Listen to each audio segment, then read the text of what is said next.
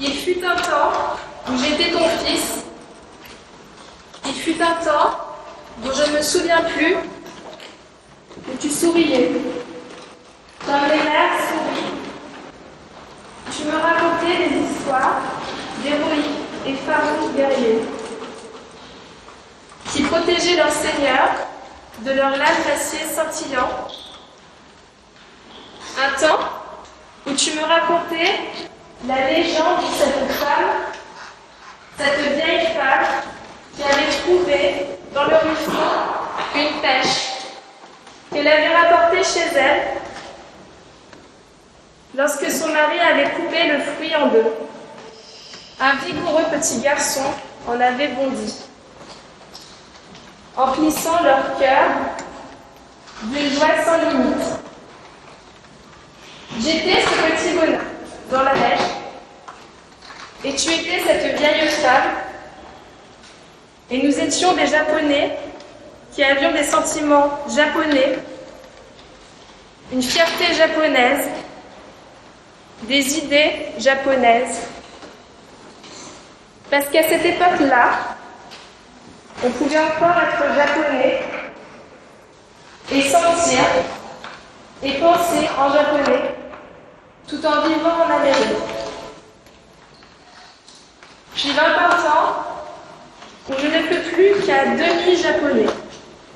Parce que personne peut naître en Amérique, grandir en Amérique, aller à l'école en Amérique, parler, jurer, boire, fumer, jouer, se battre, regarder et écouter en Amérique. Parmi les Américains, dans les rues, les maisons d'Amérique, sans devenir américains et aimer cela. Mais je ne l'aimais pas assez, cette part-là, car tu étais encore ma mère, à moitié, et par conséquent, j'étais encore japonais, à moitié. Et lorsque la guerre a été déclarée, et qu'ils m'ont demandé de me battre pour l'Amérique, je n'étais pas assez fort pour me battre contre toi, et je n'étais pas assez fort pour me battre contre l'amertume qui renforçait la part de moi qui était toi, qui la faisait plus forte que celle qui était l'Amérique, celle qui était vraiment ce moi complet que je ne pouvais ni voir ni sentir. Maintenant que je connais la vérité, bien qu'il soit trop tard, et que la moitié de moi qui était toi n'est plus, je ne suis plus qu'une moitié de moi-même. Et cette moitié qui reste est américaine de par la loi. Parce que le gouvernement a été assez sage, assez fort pour comprendre la raison qui m'empêchait de combattre pour l'Amérique. Et de ce fait, ne m'a pas privé de mes droits.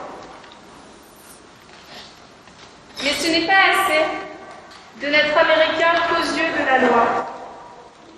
Ce n'est pas assez de n'être qu'à moitié américain, sachant de plus que cette moitié est vide. Je ne suis pas ton fils, je ne suis pas japonais, je ne suis pas américain. Je peux toujours aller voir les uns et les autres et leur raconter que j'ai l'estomac inversé et que je suis un Américain pur beurre. Vive Columbia! Mais que l'armée n'a pas voulu de moi à cause de cet estomac. Ce serait facile. Je peux toujours essayer. Mais il faut d'abord que je m'en convainque. Et ça, c'est impossible.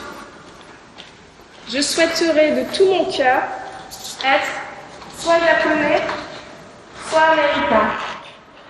Mais je ne suis ni l'un ni l'autre. Et je t'en veux. Et je m'en veux.